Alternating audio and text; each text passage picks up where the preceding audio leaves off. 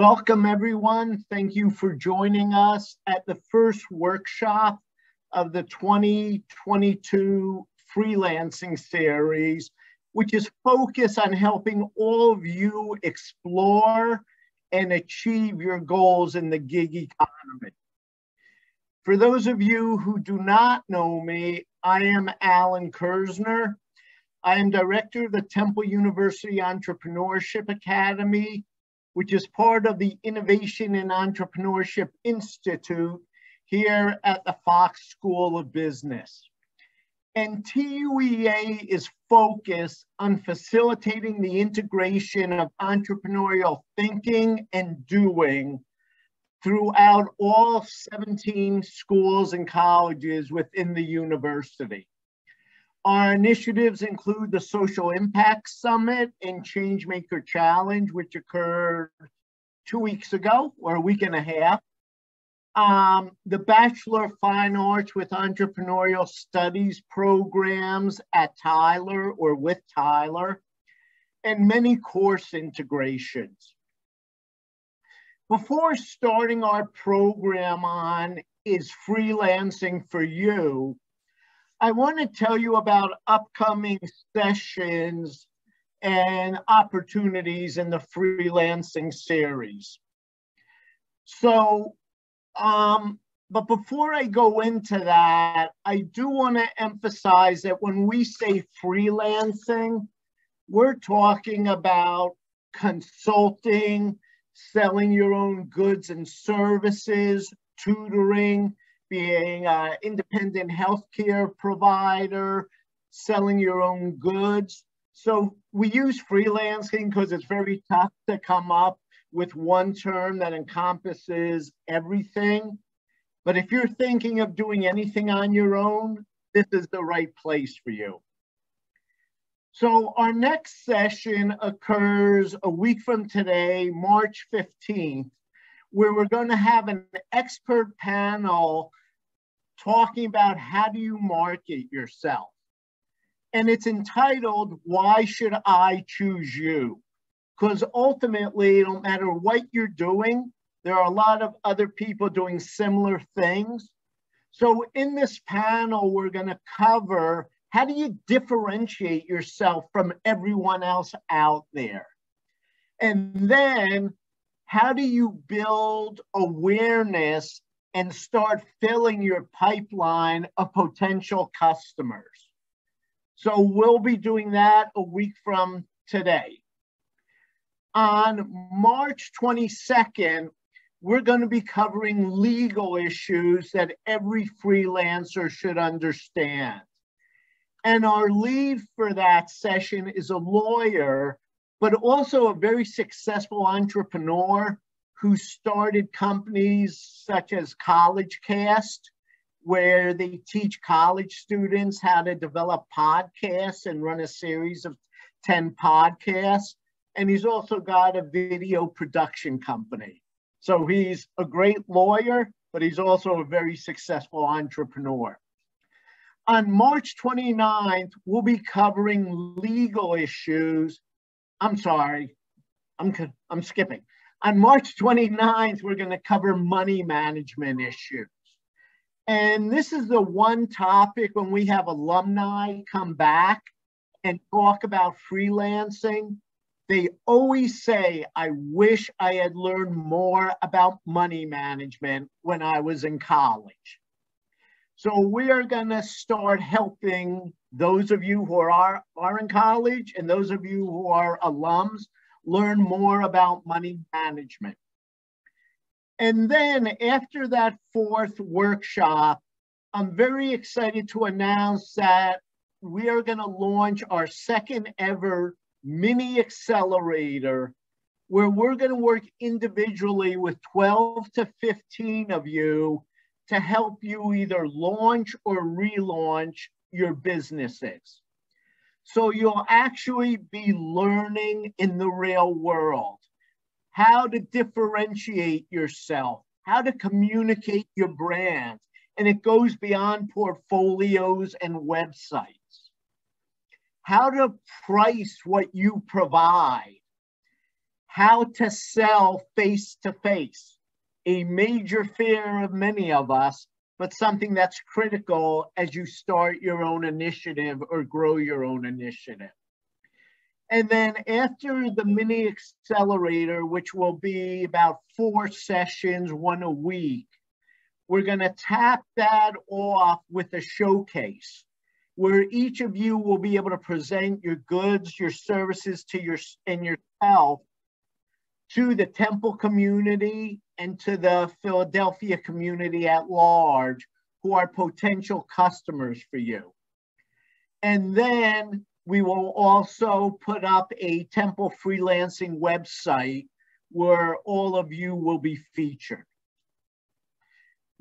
Members for the mini accelerator will be chosen by a selection committee. And one of the requirements for applying is that you attend 2 of these first 4 workshops we're conducting. By being here today, you're halfway to that requirement.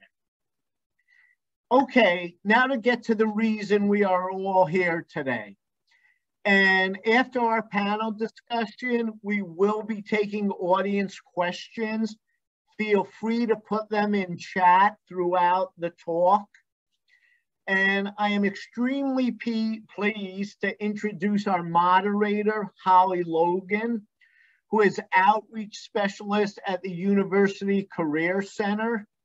Holly is one of the nicest people you will ever meet, but she has also been an unbelievably great partner and an integral part of our freelancing efforts over the last 5 years.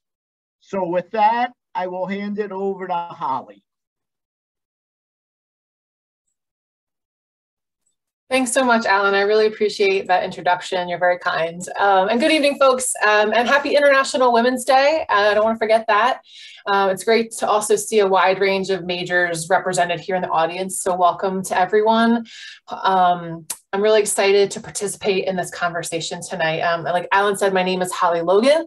I'm thrilled to get to connect with some fellow owls here in the conversation. I'm also a Temple alumnus, hooty hoo, I think some folks say. This dynamic panel of a Temple alumni has such a wide variety of academic and professional experiences, and I'm confident everyone listening tonight will take away something meaningful. As Alan mentioned, I work in the University Career Center, where I support employers from a variety of industries, such as performing and fine arts, as well as law and legal organizations, and several more. And they are all eager to meet you, Temple students out there. So please check out more Career Center programs on Handshake when you get a chance. I'll drop a link in the chat before the event closes out tonight. I also get to collaborate with various departments around the university, like IEI, to help students with professional development opportunities, such as these freelancing sessions. Okay, so without further ado, I'm going to kick us off by asking each of our alumni to take about 90 seconds to introduce themselves and tell us what they're currently working on. And then we'll take the conversation from there. Desiree, is it okay if we start with you? Can you kick us off? Okay. Hello. My name is Desiree Cavalencia. My company is Desiree LLC, also known as Desiree Collection. I graduated from, I'm honestly glad the year is up here for Fox. I'm moving my chat box. I graduated from Tyler in 2015 and Fox in 2016. I believe that this was the program, Alan, right? It was MSIME when I went to Fox, but I believe it's the same program. So I graduated from the same program, IEI, and yeah, what else do I have to do? What I'm currently doing. I make custom jewelry for individual clients. So clients give me their specifications of exactly what they're looking for, and I source the gemstones and I design and make everything myself. I have one goldsmith who works for me, and I'm currently hiring an assistant, but yeah, that's what I'm doing now. I really, really like my job, and I started freelancing, just winging it myself. So hopefully I can help answer your questions there. Nice, great. Adam, would you like to can you share more about yourself?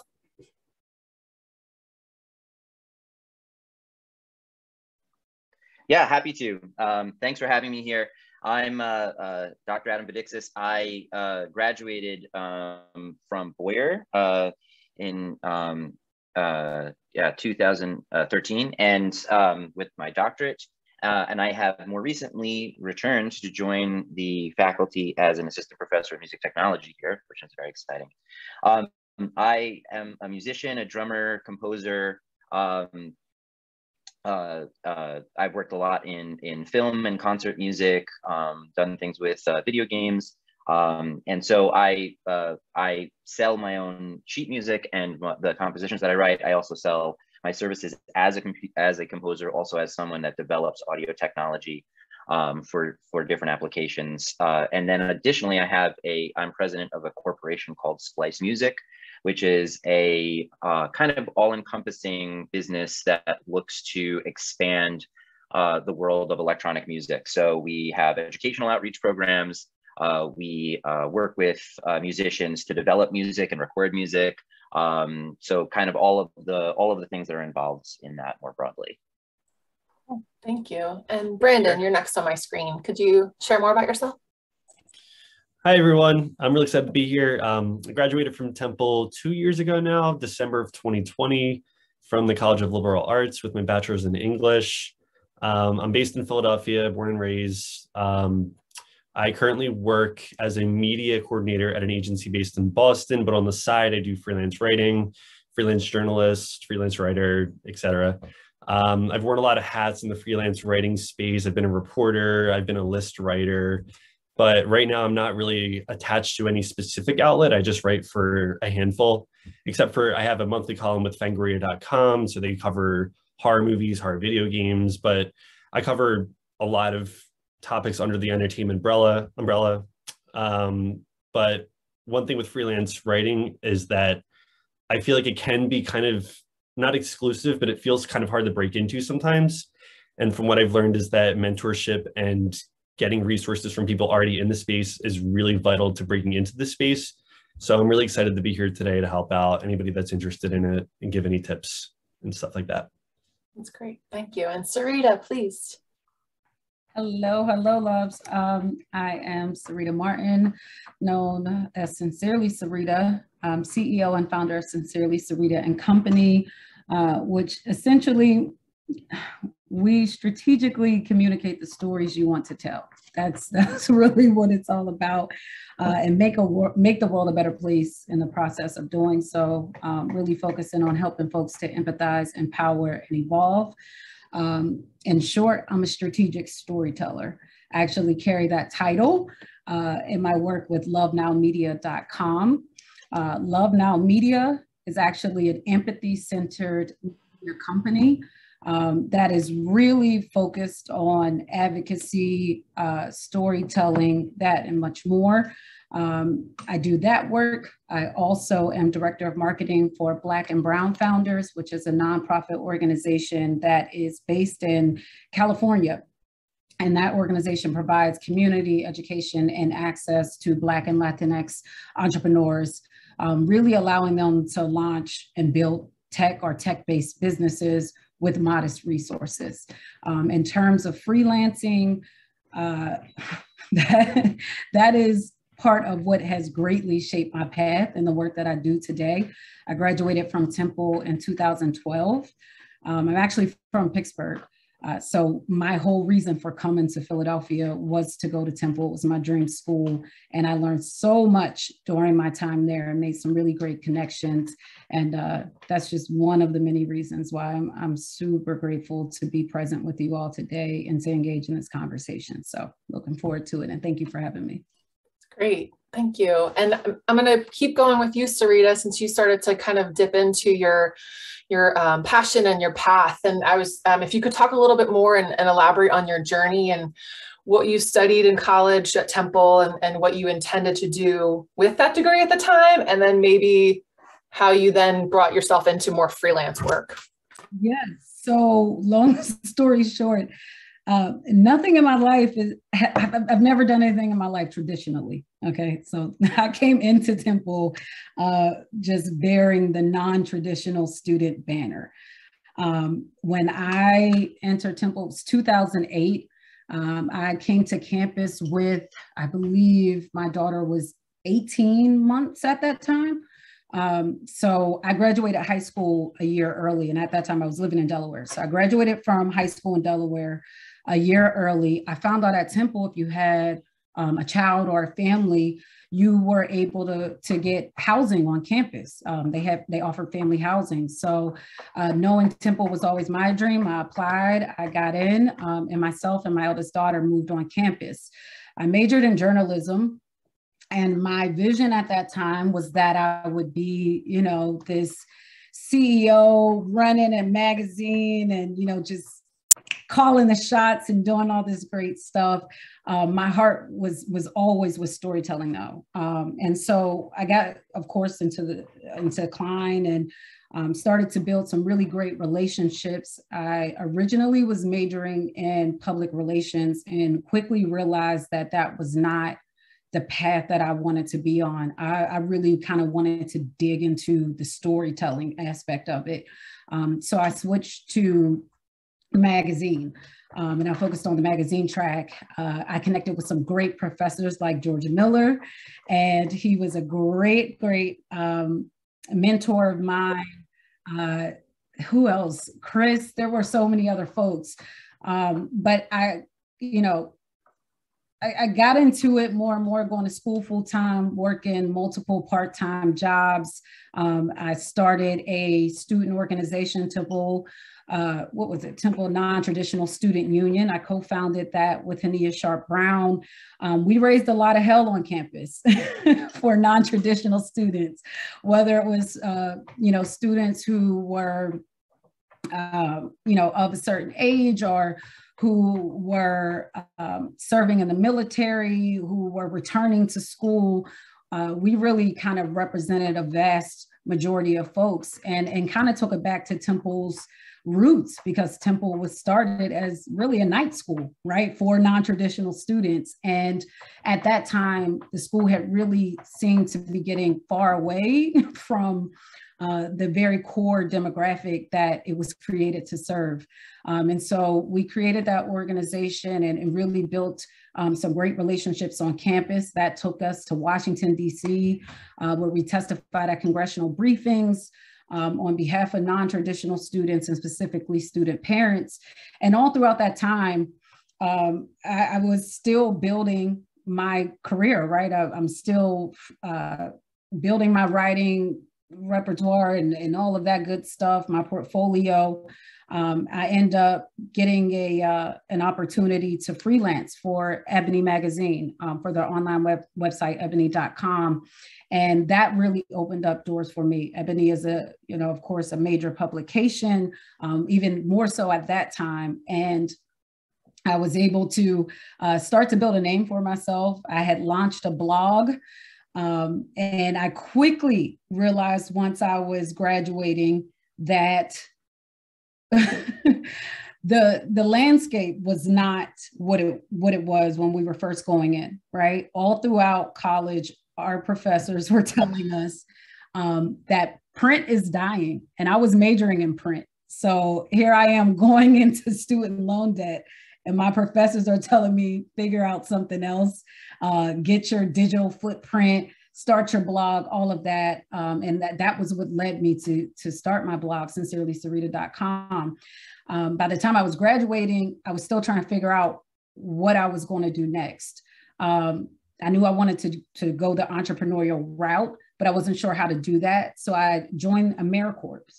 I became an AmeriCorps member. I worked at United Way. And while I was there, I continued to build the blog up, going out, covering events, doing my own interviews and storytelling, and eventually decided to launch a crowdfunding campaign on GoFundMe. That was successful. I was able to raise the money I needed to, redesign my website, to get my business license, everything that I needed for the core structure of the business. I was able to do. And that's when I launched Sincerely Sarita and Company by way of a crowdfunding campaign. So that was a big win for me. And that's when I knew that my best bet was to bet on myself, that I could actually make something happen. So from that point on, freelancing was the name of the game. Nice. That's great. Thank you. That's a lot of lessons learned for sure.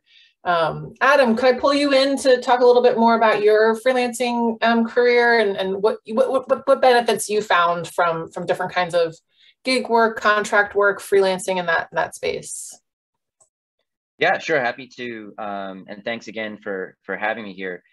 So I think the arts can be a difficult path. Oftentimes people are aware of that going in. And I knew right away that if I was going to, have a career that was going to sustain me creatively, that I was going to have to really lean on all of my different interests and abilities and be able to do those well.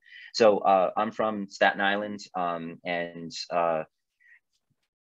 continued, after I started off primarily as a performer, which I still have a very active performance career, but really when I was starting out, that was the main thing, is that I was, gigging and, kind of doing contract work in all the ways that I could. As a performer, I tried to stay as diversified as possible. And I think that's like really been the name of the game for me, is to be as diverse in my skill set as I can be, within the things that are still, of course, like of interest and really important to me.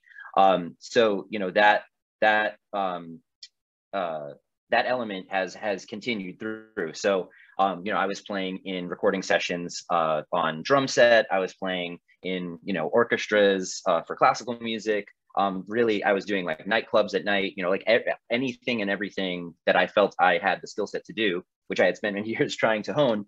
That kept me sustaining. And I was also always composing, and that started to increase sort of more and more as an aspect of the time I was spending in my career and the income that I was getting. So it really meant to me then figuring out a way to sort of get better at that. Like initially it was really writing music for percussion.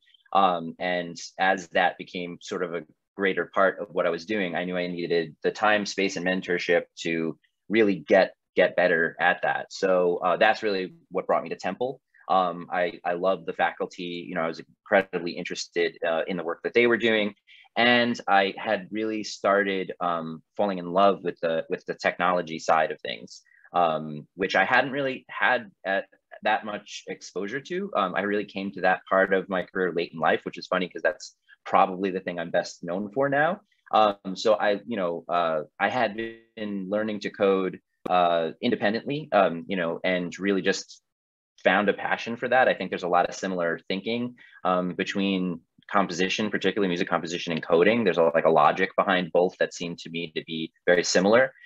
So I was doing that more and more, and Temple was like a great place where I could be in a program that would accommodate all of those things. And it was really a space for me to be able to do that. So I continued working, as I was getting my doctoral degree in music composition with this focus on technology, still, doing tons of performing, having commission work.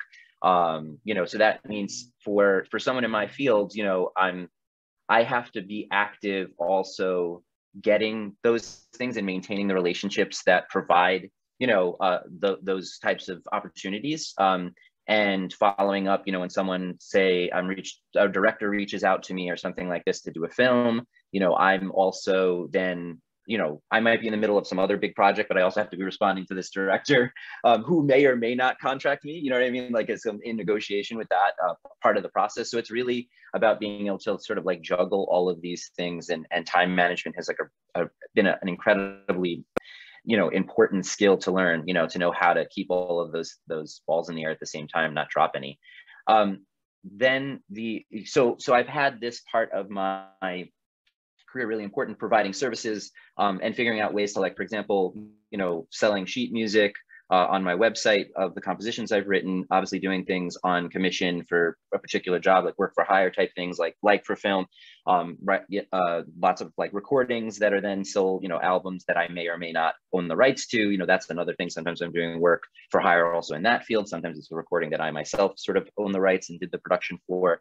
and having all of those elements there. And then additionally, in about 6 years ago now, I started, along with a few of my colleagues that I had been playing with, all freelancers largely as well, this business called Splice Music. And really it came out of this need that we saw for folks to want to learn about how to do this, especially performers that are working with technology.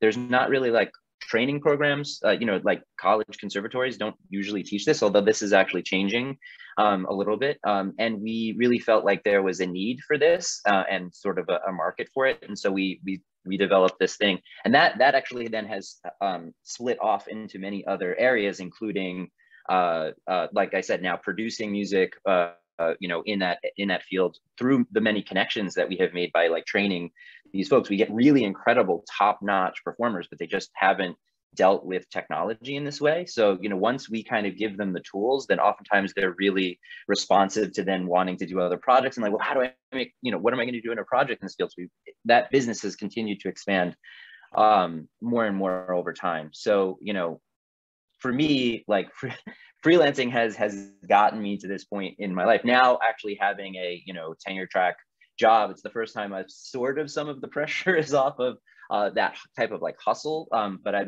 now it's also balancing that job with all of those other things that I continue to do. But I think for me, it's been like this diversity of skill sets, like services that I can provide, and then also, sort of tangible products like sheet music that can, kind of be a revenue source that don't require my actual time for, they exist and can be sold. I don't have to make a new thing every time, but really having that diverse array of things like can keep you afloat as an artist, especially as a performing artist, which can be very, very challenging field. No, that's great. Thank you for sharing all that. And I'm hearing some common threads already between your work and Sarita's work with, adapting to the needs of the moment, right? And I'm curious if I can pull in Brandon a little bit, since you're maybe a little bit newer to the space of the freelancing and the work world after college. And if you could talk a little bit about like maybe some challenges that you faced with freelancing and as well as some benefits, perhaps. Yeah, especially what the other panelists have alluded to with like the financial burden of it and juggling other jobs and stuff like that. So when I was at Temple is when I first started freelance writing, and I had held a bunch of part-time jobs while I was at Temple. I worked at the AMC actually right across the street from campus. For people in Philly, like the Ritz and the Bourse, I worked at a bunch of movie theaters. I worked at Target. And while I'd be there, I'd be thinking like, I don't have a writing outlet. I'm going to school for English, but I don't have this writing outlet, but I also need money. So I actually did just finish up the Disney College program in 2019 and came back, and someone suggested I write for like a Disney fan page. So I started doing some research and I saw they were hiring. They just wanted a freelance reporter. They wanted someone that wouldn't really commit to a full-time job, but would just contribute a little bit of writing throughout the week. And I thought that was perfect for me. This is a writing outlet. I can still keep my job and my main source of income. I can go to school still, but I can get this writing outlet too. So I actually reached out to the college at the time and asked if I could do, it's English 3085. It may have changed, but it was like the career course. And I said, hey, I'm going to write for this website. Can that count as an internship? Can I get credit for this? Like, it's not technically an internship, but it's in my field. It's what I want to do. And they approved it. So the spring semester, I think of 2020, I took that course technically, wrote freelance for the website Inside the Magic, and then kept my job and all at the same time. And then from there, I started to branch away. I had some bylines now. I had some articles I'd written. And so I thought, I want to start branching towards more things that I would like to write about that I'm actually interested in, like more interested in. So from there, I graduated Temple in 2020. I got a full-time job in media because student loans. I needed like a main source of income, but freelance writing has always been this thing on the side for me. Like on the surface level, it's like a second source of income. I've gotten invited to events because of it. This past December, some company flew me out to San Francisco, paid for my flight, paid for my hotel, just so I'd cover their video game for this website that I write for now. But at the same time, like I can still work full-time too. And, student loan repayments are coming up in May. And so I love that I have this best of both worlds of like, I have my main job, which I enjoy, which is in media, And then I have freelance writing on the side, which I can invest as little or as much time as I want to into it. And that's how it's really been for me too. Like sometimes I go through periods where I'm really investing a lot of time in the freelance writing and I'm reaching out to more websites and I'm getting new bylines, but then sometimes I have to pump the brakes and I think like, you know, my full-time job is getting really busy. I need to not take on as much work now. I need to not reach out to as many new places. But it's been a really interesting journey from Inside the Magic in 2020. I've written for Screen Rant, you may have heard of, Game Rant, a couple other, I'm trying to think of other well-known names, a lot of niche like horror websites. Horror is like my gig. So I write for a lot of horror websites. I've gotten paid $15 for an article. I've gotten paid $300 for an article. It's a huge range. And it's also taught me how to be more of a self-starter too, and how to advocate for myself and know my own worth. And, you know, when I'm pitching an article now to a website, I know like, you know, I got paid $50 for this article that required me to interview one person. If I'm interviewing 4 people for this, then I'm going to ask for $200. And then, you know, sometimes they'll come back and say, no, we can't afford that. But sometimes they'll surprise you and say, yeah. And it's been this journey of realizing like, you know, as I put more work into this and I become more experienced, I feel more, I have the ability to ask for more money and I have the ability to like take on projects that are more serious. So yeah, just crazy journey. Yeah, finding out like how to, you know, we've heard some things about negotiating and finding ways to like place a value on one's work, and just like making sure to connect with the right audiences so that are willing to pay what you deserve. I'm hoping I can bring in Desiree here and just ask a little bit about maybe some challenges you faced in your freelance career when you got started. There are a lot of challenges. Let's see. One for sure, like a huge challenge and one downside of freelancing is it's unstable. And when you get started, it's really anxiety provoking. And trying to juggle that, like, and be okay with living, what's the saying? You live how others won't, so you can live how others can't. Like that's the goal, is like trying to figure out getting yourself to a spot where you can be comfortable and do the things that you only want to do and still make the money that you need. So trying to juggle that and trying to get myself to a comfortable level where I'm truly happy with my day to day, like is tough. And I'm going through some growing pains right now. And it's really tough. Like you hire more work and then, or more help. And then you have to keep the work coming and make sure you have enough work to keep your help busy. And all of those different jumps are really tough. And I think it's important to note for students who want to do this, like that's totally normal. And we all go through that and it sucks. Like that's the bottom line, is it sucks. And that, like, there's no other way to say it. It's really tough. And you have to just like stick it out if you know you want to do that, and you learn your worth, like Brandon said, and you charge more. And then sometimes you charge too much and you realize that and you bring it back a little bit. But that was one thing that was really tough. And then just because I'm 29 right now, and I'm like at that phase of my life where a lot of things are changing. So trying to live your life at this level while your friends are getting married and stuff and doing different things, like that's definitely something that's tough. Like you have to think about that. And I've run into struggles with that, with like trying to juggle my personal life and my business. That's a huge one. Yeah, and trying to find where those like priorities and where your energy has to put in to make that work successful. Yeah, exactly. And what relationships are worth your energy with versus your goals, like what's important to you. So that's been something that I always struggle with. Yeah.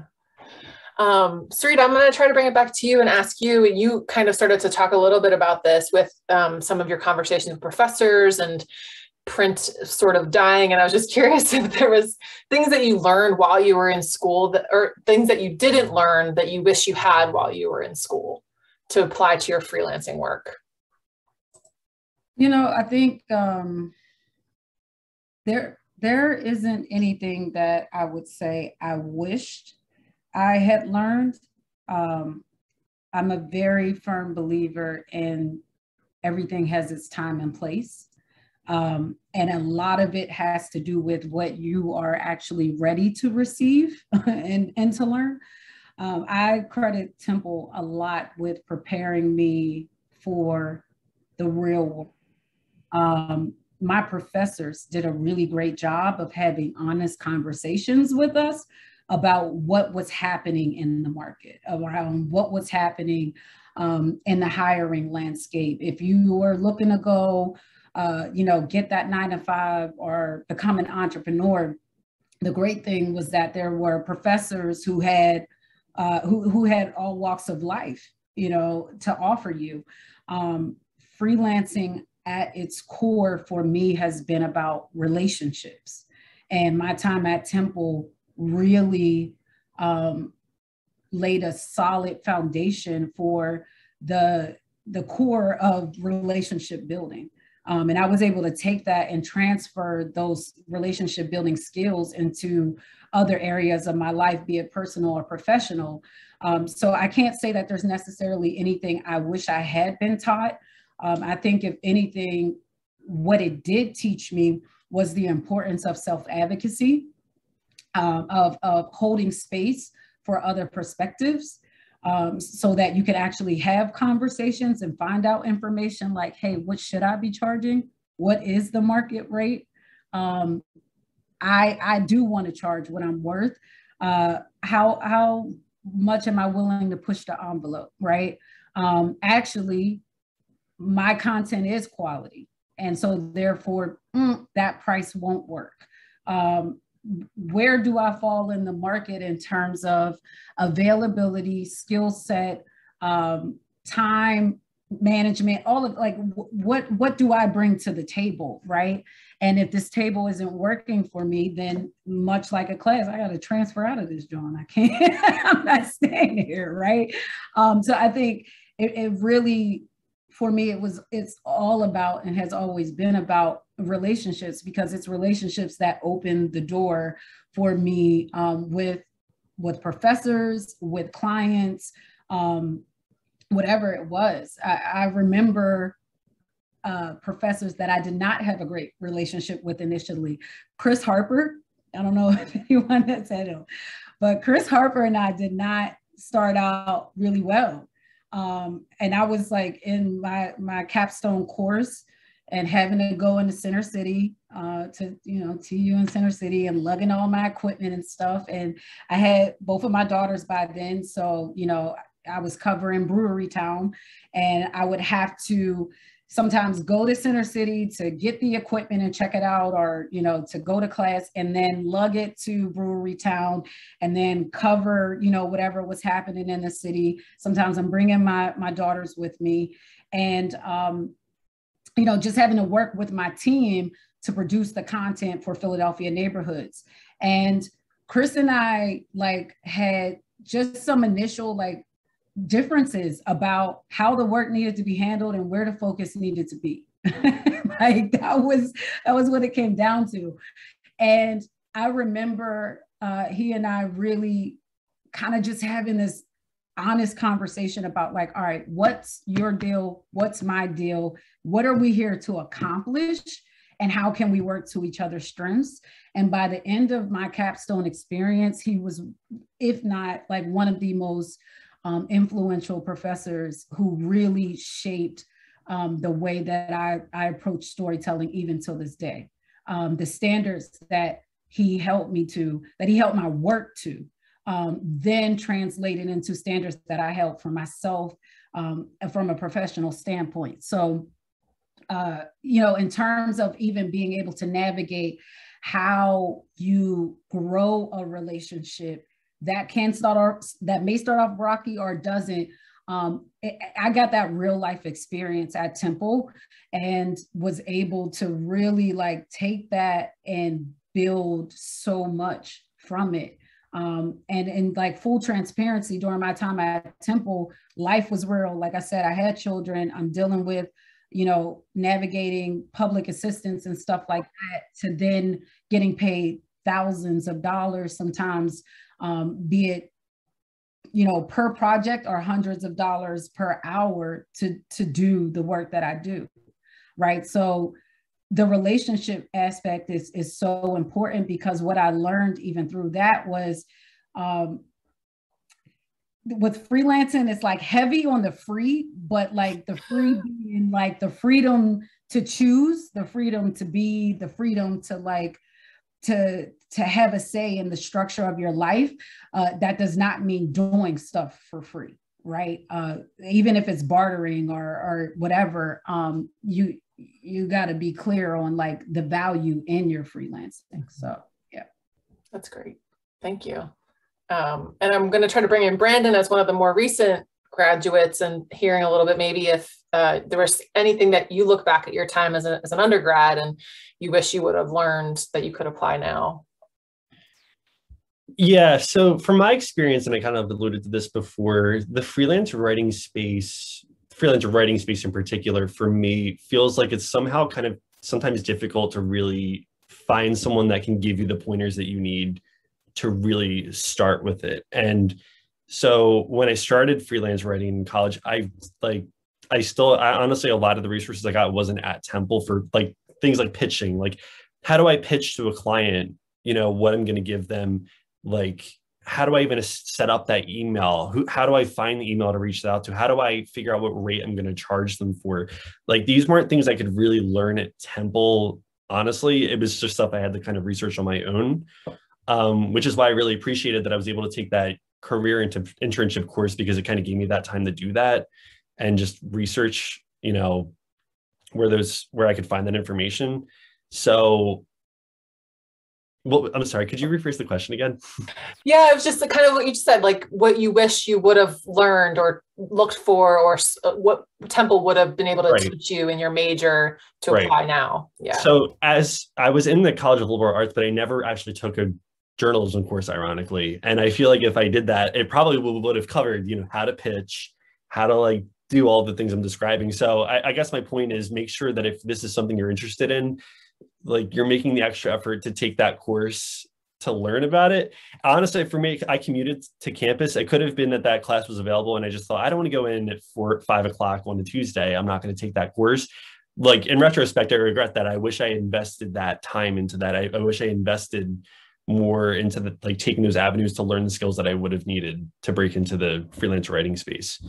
But it's hard in those balancing the scheduling act, especially if you have other work that you have to go to, or other responsibilities like a family. Right. Yeah. No, I'm curious, Desiree, what do you think of this very general question, and maybe Adam too, if you want to chime in about if freelancing is for everyone, can anyone do freelance work, and why or why not?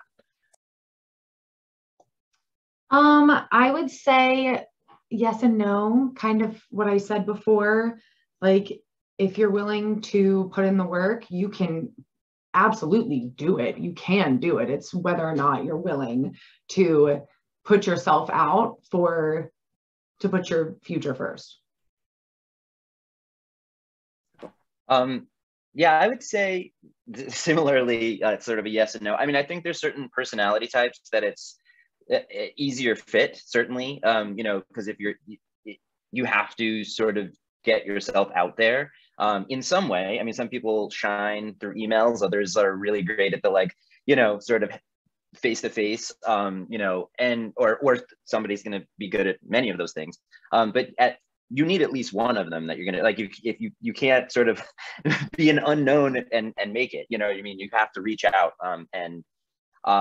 you know, I just want to also take an opportunity to reiterate what Desiree and Sarita both said, which is really like the relationships aspect and how important that is, which really speaks to this developing those relationships, like, and how if you need to be able to do that, I think in whatever way you're going to do it, really speaks to this. Is this for everybody?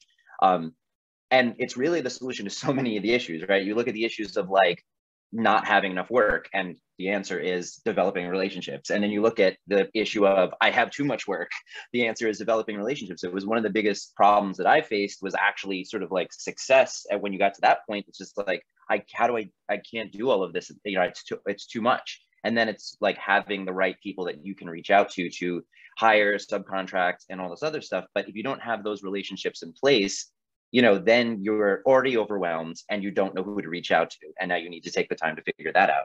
So really, you know, this aspect of developing relationships is at the core of really all of it, both with clients and people and the community. You know, I really try to think of my work as community-based in all of these different ways. I have a community of musicians that I'm a part of. I have a community of listeners and audience members, you know, that are like buying albums and sheet music and you know, whatever else. It's like, if you're thinking about your clients and your you know, consumers as this community of relationships, you know, that becomes a really important thing. And you start to understand then where services you can provide or products that you can provide will fit in well. Like I talked about with that, it's like, oh, performers are really struggling to figure out how to do this with electronics, because a lot of time they're self-taught or they're not getting training in the schools that they're at. It's like, without being a part of that community and knowing that in the first place, you know, I wouldn't have, along with these other folks I started this with, like have found that angle to get in, to which was already, if you're looking at the composition side, a very saturated field.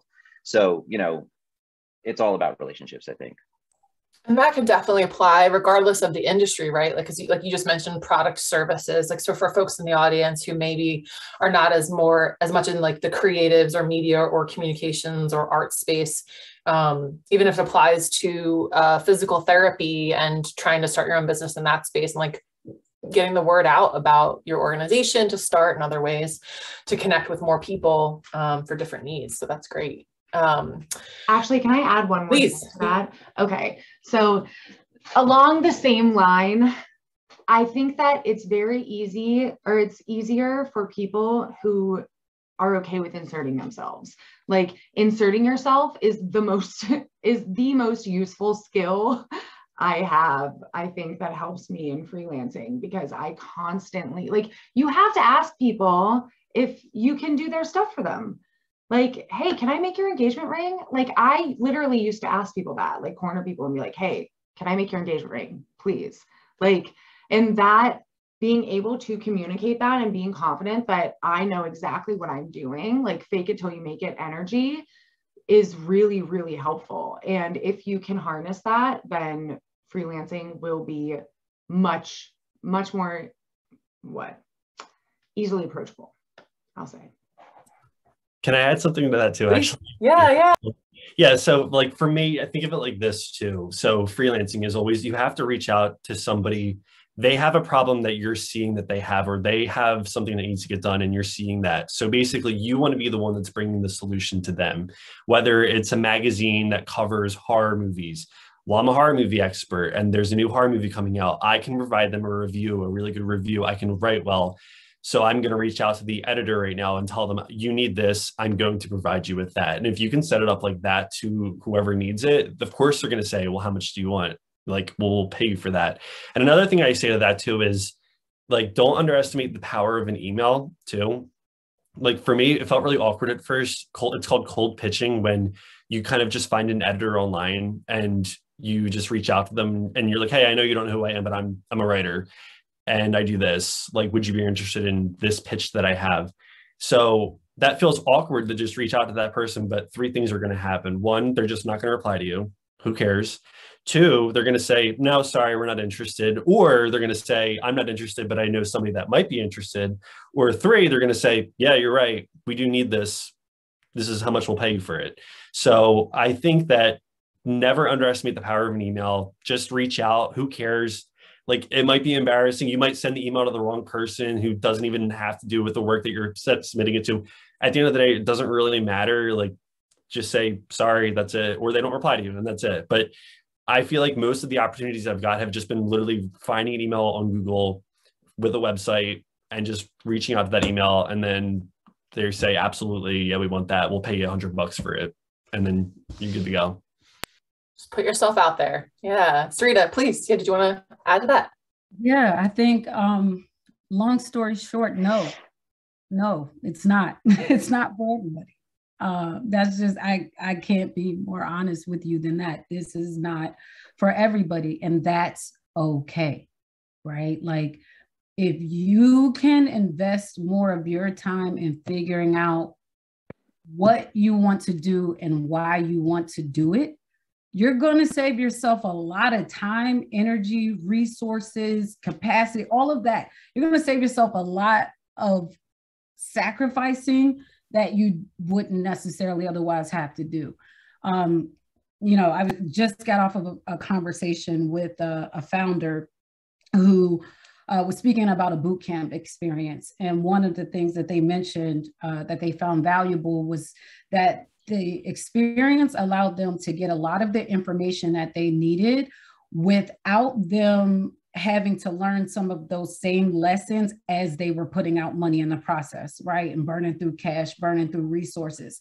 And so having that information and that clarity up front gave them the insight that they needed to not move forward with that particular project, right? Not that they gave up on entrepreneurship, but that they realized this isn't actually going to lead to a viable product. This isn't going to actually lead to a profitable business. And so I think there's nothing okay or nothing wrong with you getting to a moment of realizing that, wow, I really do like freedom, right? I like to be able to set my schedule. I like to be able to kind of just get in my creative zone and crank out, you know, the work that I want to crank out. But I also really don't find any passion in building something from scratch. And I don't really like the idea of having to be the face of a brand or, you know, be XYZ, right? There are some give and takes that come with freelancing and with entrepreneurship. And so, no, it may not be freelancing. What it may be is that you're working remotely for a company, or that, you know, you are more selective or more intentional in the kind of positions that you go after, and that you then use freelancing as a lane for you to just support your passion projects, right? Like to just kind of let your soul play. Because you're still a human being at the end of the day. And so I think when we don't properly align, you know, what we want to do with why we want to do it and how we want to show up in the world, you end up super stressed, burnt out, and your work ultimately suffers. And that's going to trickle down through your relationships. That's going to trickle into how you show up in your personal and professional life. And so, no, it's not for everybody. And that's okay, as long as you can get clear on what it is you want and why you want it, and be honest with yourself about what you're chasing. You know, are you trying to be a freelancer because you have in your mind that you're supposed to be this boss and, you know, you're supposed to drive this car, or, you know, you're supposed to be coming up with the next breakthrough idea, this game changer or whatever? Or are you looking to, you know, shape culture, build community? And does that mean that you have to do it this way, right? Are there other ways to use your skill sets in such a way that you still can accomplish whatever your mission or goal is? So that's the only thing I would add is, like, it's okay if this isn't for you. Don't try to force it. Feel and trust what feels aligned and right for you.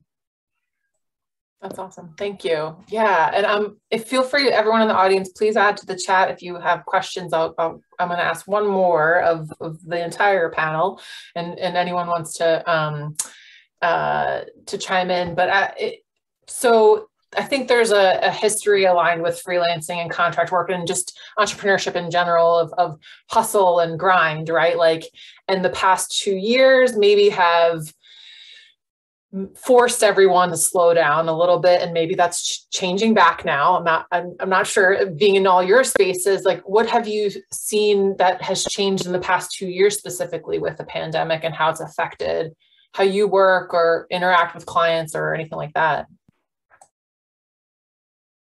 Open to anyone. I'll hop in. The pandemic, it's definitely provided an opportunity to slow down, get intentional, get clear, and get focused on what it is that I really want to do and, like, how I want to expend my energy. Beyond that, though, what I'm seeing happen is that work culture itself is shifting. There are certain demands and structures that were in place before that now folks are starting to see really doesn't make sense for how we work and operate as human beings. And so I'm seeing a lot more emphasis put on just acknowledging the fact that, oh yeah, by the way, we're actually in a pandemic and there's like a war happening. Like there's all of these things, these real life things that are happening.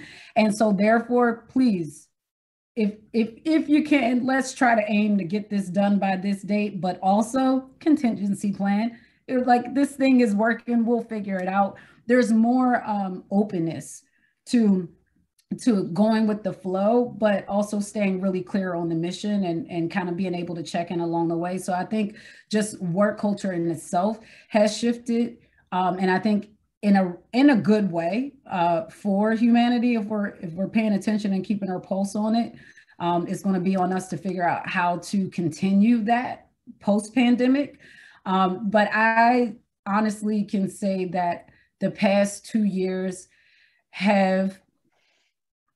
it's been interesting because I've made the most money I've ever made, right? And whether freelancing through my company or whatever, and it hurts and it sucks in a way that it took a pandemic creating certain like circumstances where folks were like, I have to think really, really hard about strategy and how to communicate and how to reach people where they're at and how to tell stories and do it in a strategic way. And I'm sitting here like, hey, I've been doing this for over a decade and I'm here to help and I'm ready.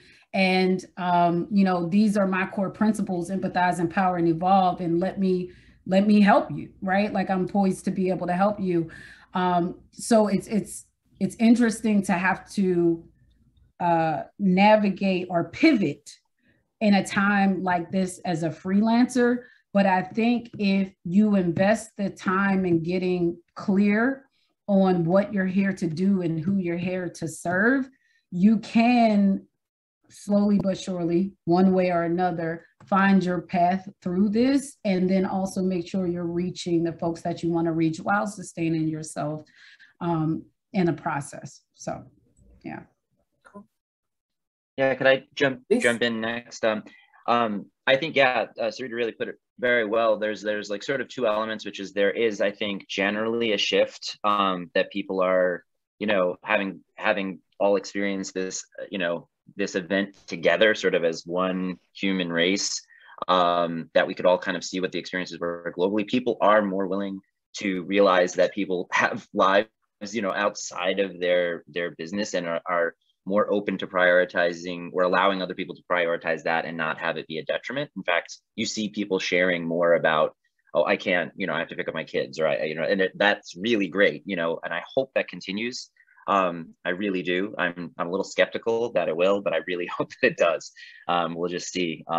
But the other aspect that I think also I'll reiterate is that while so many businesses struggled, it also can provide opportunities, like working in technology. During the pandemic, there's no concerts, there's no performing arts happening, all of that stuff fell away. But, with, for example, Splice, we very quickly realized that we were positioned to be able to do all of these things digitally and had been doing that for a really long time. So like remote performances, remote residencies at different things was like a really like a no-brainer thing for us, that, all of a sudden we were one of the few groups that could do this and had like a track record already of like demonstrating how this could be done. So, certainly everything can be an opportunity, for in your business, unfortunately, but, sometimes what ends up being a downside, we certainly had to learn how to pivot that quickly, to like change a lot of our services to go in that way. But having that track record already, really made it easy for us. Like you were saying, like with having established relationships too, probably kept you able to connect even further. Mm-hmm. Thank you for everyone for the answers. I'm going to go really quickly to the chat. It looks like we have a lot of really good questions. I'm going to go to, I see Helen Yoon. So I have a strong idea of what I want to provide, but I know my skill set is not up to where I would like it to be? Should I take the time to hone the skill in order to provide quality service like I want? Should I take a leap to do what I want to do now? So investing in the skills to develop, take a leap. Anybody want to go for that? I have one on this. I am team dive right in. No one's going to start it for you. No one's here to start your own business. No one's here to fill out the paperwork. No one's here to do it for you. It's you. So if you want to do it, I would get in there and like lean startup. If you haven't read that book, you maybe should. That's kind of always how artists have been doing it. We put out a little bit at a time and then we get feedback and we see what people think of that. So sorry, my dog's playing with the ball. But yeah, so we put a little bit out there and see what people think, get some feedback, and all the while you can be honing your skills. Like that's something you can be doing in the background and you should be doing all the time anyway. We all, I'm sure everyone else on the panel agrees, like we all have to focus on honing our skills constantly. That's like half the work. So get in there. I agree 100%. I don't think it's either or. I think it's both and. Especially if you, like you mentioned, you have a strong idea of what you want to provide. Don't underestimate the fact that you could secure a client that actually gives you the experience and space to grow that you need to hone those talents, right? That was one of the, prime example is a client that I have now. I started back with them project-based in 2018. And I had some really strong, skill sets to be able to take that client on. But I learned so much from them since 2018. And I transitioned from being project-based to really just being with them around the clock now. And I have no doubt that had I not been able to take them on as a client, taking that leap of faith on myself, but also on the project, I would not have like this first-class, world-class mentor and guide for my career and my professional development. So yeah, both and. It doesn't have to be either or. That's great. Thank you.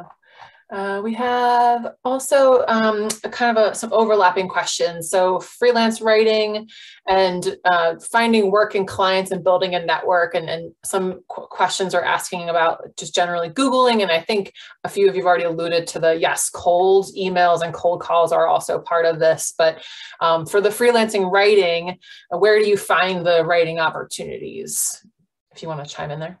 Yeah, so I'll use myself as an example. So I write specifically about video games, film.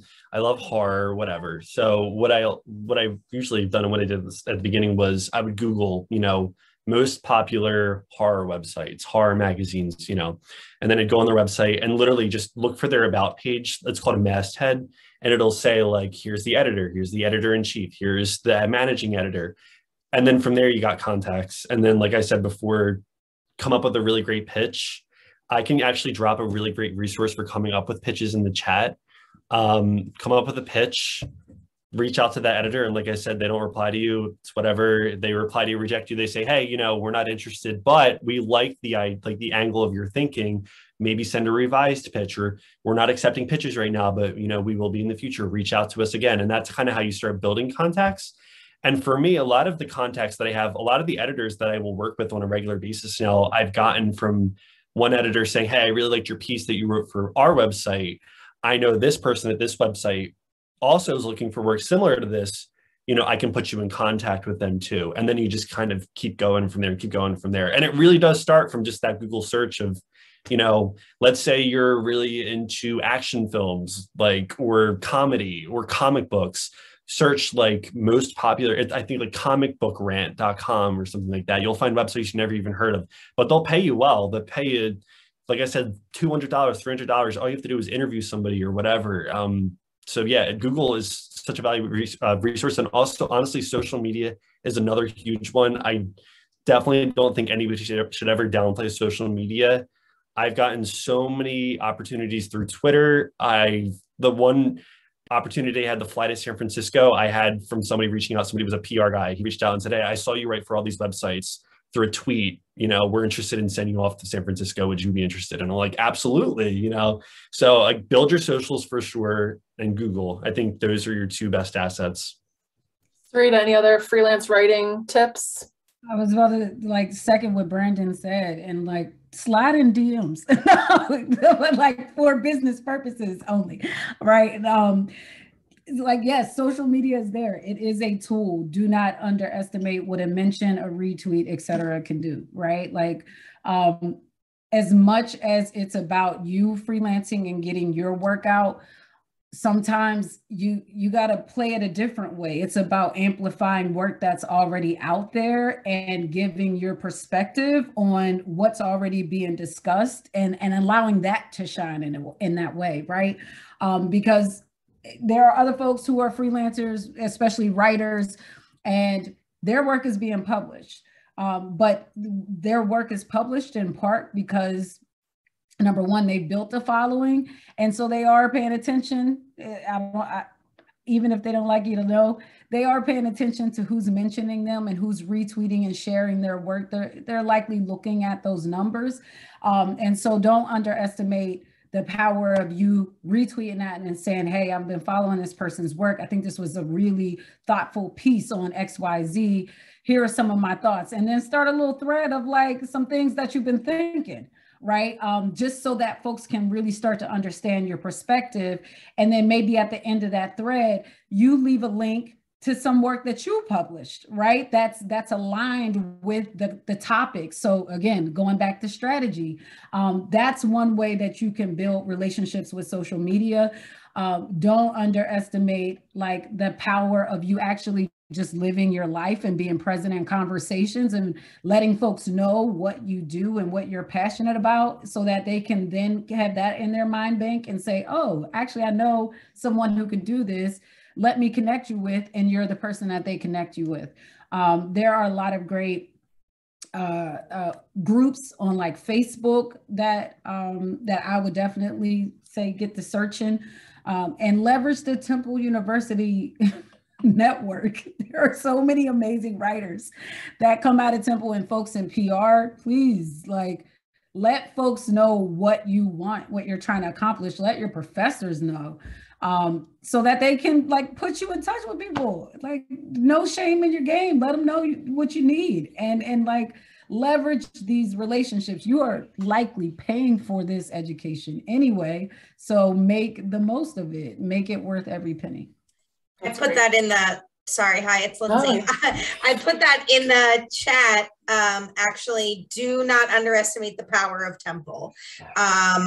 When people reach out to me on LinkedIn and are like, hey, I'm looking for a job, do you mind looking at my resume? And I see that they're, you know, an STHM alum and they're looking for a job doing what I'm doing too. Yes, I can give you 20 minutes to look at your resume. You know, if you know of a company that you really want to write for or work at, 100% go on LinkedIn, search that company and look for Temple alumni connections. Somebody just chatted, George, hey George, just chatted Klein College alumni on Facebook. Go to your school's alumni events. Like go to those events, network with other people. I cannot tell you the amount of, I don't even want to say freelancers, but freelancers, business owners that we've brought in as speakers for the IEI that I have met at alumni events. So the power of Temple is for real. Yeah. Yes, Temple owls are everywhere. So I guess I would have pull in Adam and Desiree for this question. How did you pace yourself so you don't lose your passion as a freelancer and burn out? All right, so it's impossible to pace yourself. Like with art and creativity, it ebbs and flows, as my fellow artists know. So my biggest advice is recharge time. Take it when you need it and ride the wave when it's here. Like when it's here, go as late as you can, as long as you can. Like last night, it was here. I worked until 3 a.m. because I just wanted to get through as much as I could. And that's the best way to take care of it. is just to like give yourself the time to recharge so that you can become creative again, and then take advantage of it when you are feeling creative, like the best way possible. Do the mundane stuff in the in-between, like pay your bills, do all of those things. Like when you're not feeling creative, when you're feeling creative, jump on it and grab it at that moment before it slips away. Yeah, I totally agree. You know, like that, when the inspiration comes, like you have to be ready to like grab it, because it, you know, otherwise you can really be banging your head against the wall. Another thing, well, there are a couple of things that I have found are useful, and really speaks to what Desiree was saying, is like making sure that you have time. Like you're gonna probably work in like fits and starts, and it's gonna be like really intense. But then also, I scheduled like blackout times, and it doesn't mean like if I really get a great idea, I can't like choose to spend my time. You know, but it allows me to really make sure that, you know, I don't feel the pressure that I should be checking my email and should be like doing something right now. It's like, I did this work, I worked my butt off, and now it is time to like take a step away. I think another thing that also is really useful, at least for me personally, is like, as I said, having a lot of different things I'm interested in. So even while I'm like kind of going, it's like, oh, I'm composing this, and then I'm like, oh, I have to practice this for this show. So it's like different things. Like you know, it's a different type of energy when I'm behind the drum set as compared to like when I'm like sitting at a computer trying to like, you know, bust out like code that I'm writing for like on spec for some like technology thing or whatever. So like they're all different things that feel, even though it's all like sort of work, I'm shifting between things, which helps to just engage different interests that I have in different, like just even places that I work.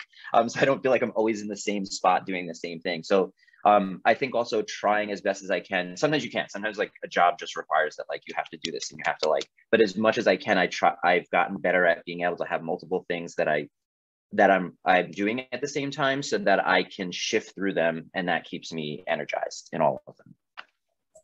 I also have found that giving yourself credit for the little things, like giving yourself mental credit, like I folded my laundry, check. Like you can put that on your list, and giving yourself credit for those little things like really does add up, and makes you feel like, because everyone here can understand, like there's constantly something that can be done.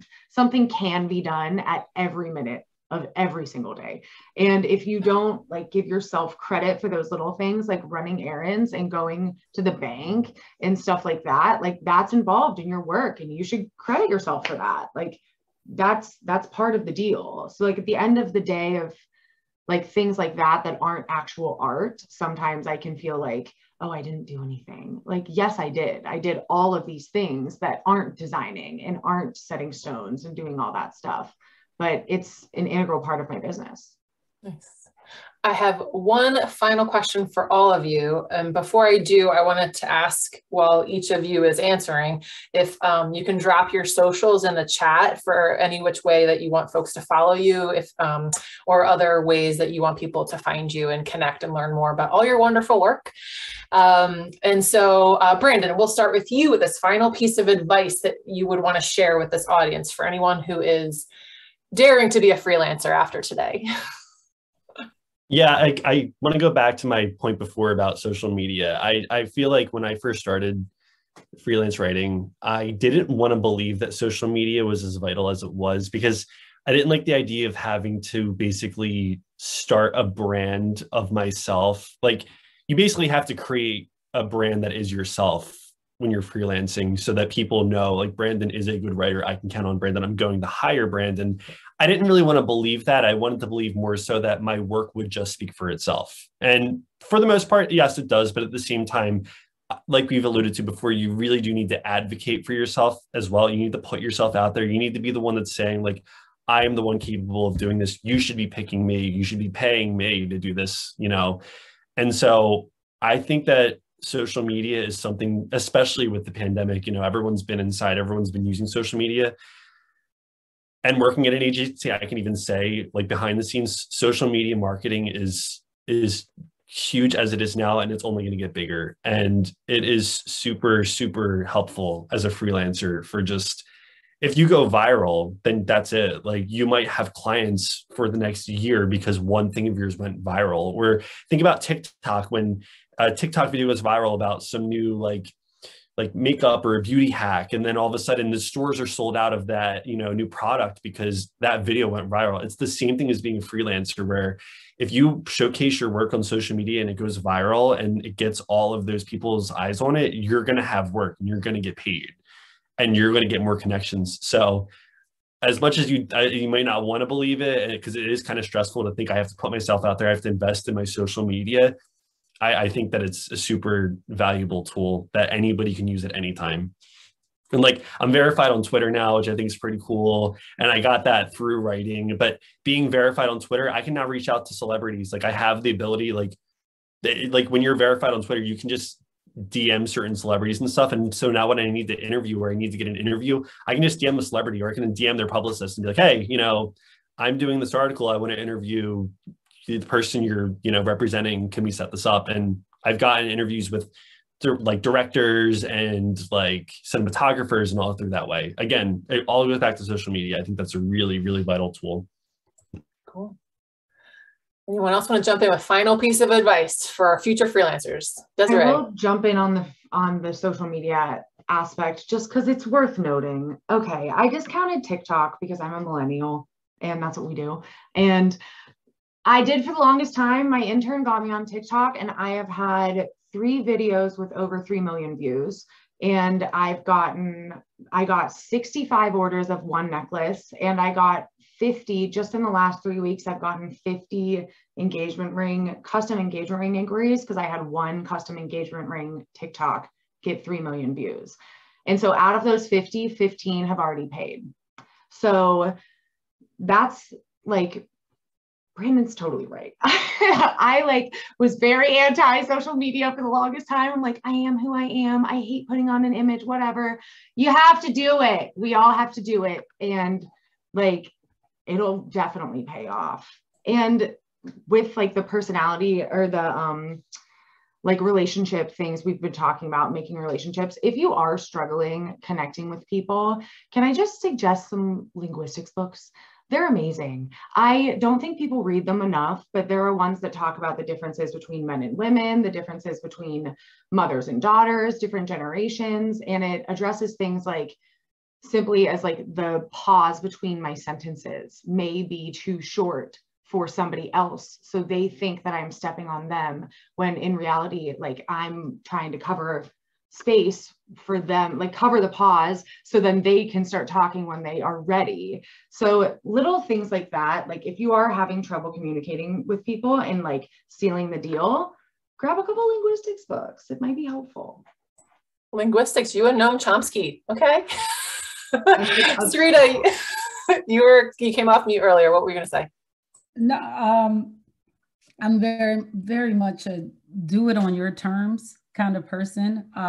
Even with social media, I've tried different things at this point. And when I say try, I mean try based on whatever position I was in life, right? With that determined where my focus was in terms of social media. So, for example, when I first started out and was building my blog, a lot of my content was driving folks back to the blog, right?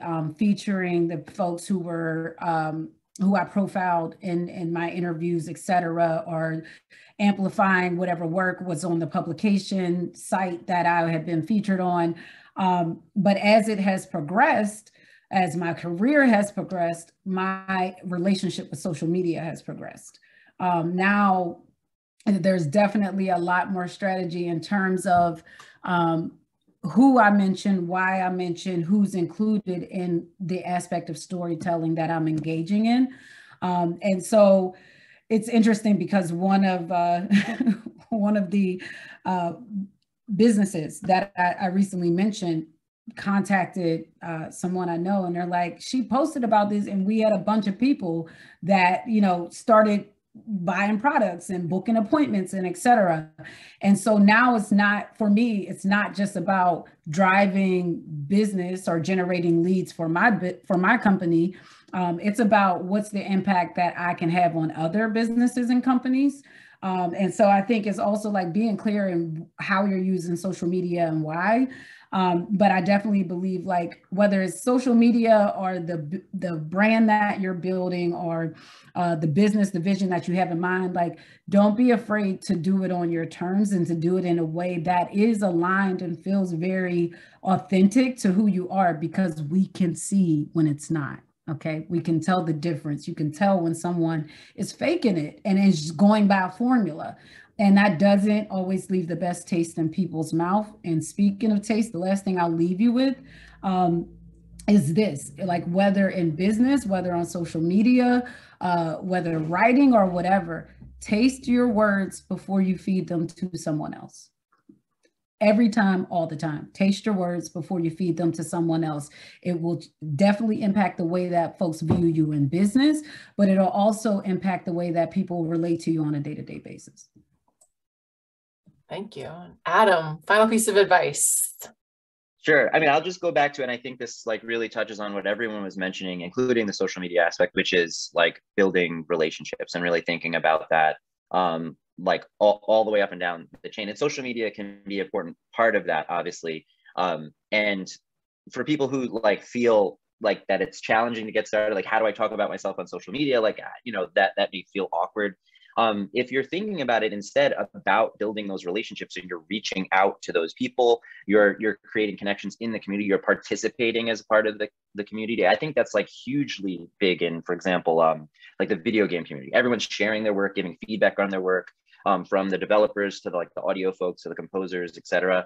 And so just by participating in that, right, you're not like necessarily like, oh, hire me, you know, you're like, oh, this is what I'm working on this project, check out this track, give me some feedback. And even more importantly, going to other people's thing on Twitter, for example, that's kind of where that community engages the most frequently. But there's others you need to kind of know where to go and engage with that community. Facebook is good for some stuff. Instagram is like huge for like a lot of the like building robot stuff that I do, and like, you know, like our sensor stuff.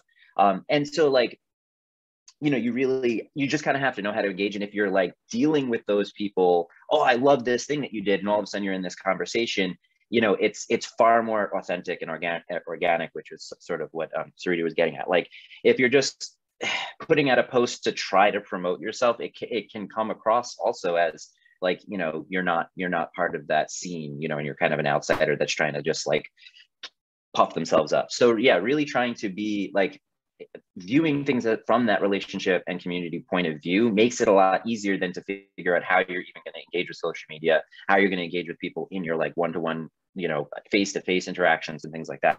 So I really keep that in mind. And it's also the way that I feel most fulfilled in working, you know, in this field and with these relationships. So, you know, that keeps me going, and is always when I'm not sure how to do something, I could think again, like, wait, it's all about community. It's all about relationships. This is great. Thank you so much, everyone, for sharing all of your words of wisdom and challenges and frustrations and enthusiasm. Thank you for taking the time with us tonight. I'm passing it over to Alan to take it from here. Okay, thank you. So first of all, Holly, thank you for leading a very talented panelist group. And to Desiree, Sarita, Adam, and Brandon, it was outstanding. You had a ton of insight. And it was also a very entertaining discussion. And so that's great. You are all role models for those of us, and I'll include myself in there, interested in creating successful freelancing ventures, either as a mainstream career or as a side gig.